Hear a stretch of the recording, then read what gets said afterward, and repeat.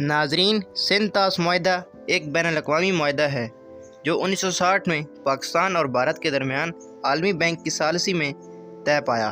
اس کا مقصد دونوں ممالک کے درمیان دریاؤں کے پانی کی تقسیم کو منظم کرنا تھا تاکہ پانی کے استعمال پر جھگڑا نہ ہو۔ معاہدے کے تحت 6 بڑے دریا شامل تھے جن کو 2 حصوں میں تقسیم کیا گیا، جن میں مشرقی دریا ستلج، بیاس، راوی شامل ہیں۔ ان دریاؤں کا مکمل کنٹرول بھارت کو دیا گیا۔ دوسری جانب مغربی دریا سندھ، جہلم، چناب شامل ہیں۔ ان دریاؤں کا پانی پاکستان کو دیا گیا، مگر بھارت کو ان پر کچھ مخصوص محدود قسم کے منصوبے بنانے کی اجازت دی گئی، جیسے ہائیڈرو پاور، نہ کہ آبپاشی۔ دونوں ممالک سالانہ ایک دوسرے کو پانی کے بہاؤ، منصوبوں اور استعمال سے متعلق معلومات فراہم کرتے ہیں۔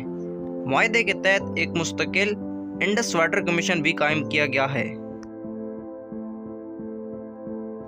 2023-24 میں بھارت نے دعویٰ کیا کہ پاکستان کی جانب سے متعدد بار عالمی ثالثی عدالت سے رجوع کرنے سے بھارت ناراض ہوا۔ پاکستان نے بھارت کے کچھ ہائیڈرو پاور منصوبوں جیسے کشن گنگا اور رتلے ڈیم پر اعتراضات کیے۔ بھارت کا موقف: پاکستان نے ثالثی کا راستہ جلد بازی سے اختیار کیا اور تکنیکی مشاورت کے بجائے بین الاقوامی عدالت کا رخ کیا۔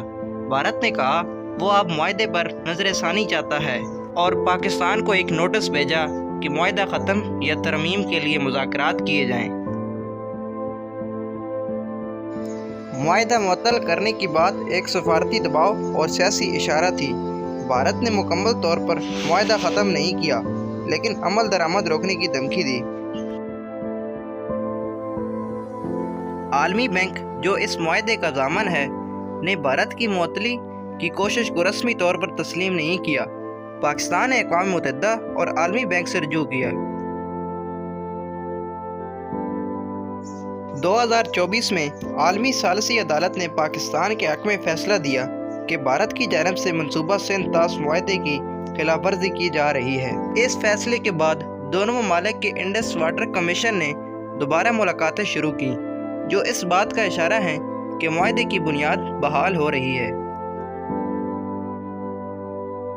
ناظرین، سندھ طاس معاہدہ ابھی تک قانونی طور پر برقرار ہے۔ بھارت کی طرف سے دباؤ اور نظر ثانی کی باتیں سفارتی چالیں تھیں جنہیں عالمی برادری نے تسلیم نہیں کیا۔ عالمی ثالثی عدالت اور عالمی بینک کی موجودگی معاہدے کو تحفظ فراہم کرتی ہے۔ پانی کے مسئلے پر پاکستان کو سفارتی، قانونی اور سائنسی طور پر مکمل تیار رہنے کی ضرورت ہے۔ ناظرین، ویڈیو اچھی لگی ہو تو ویڈیو کو لائک کر دیں۔ مزید اس طرح کی ویڈیوز دیکھنے کے لیے ہمارے چینل MK.TV کو سبسکرائب کریں۔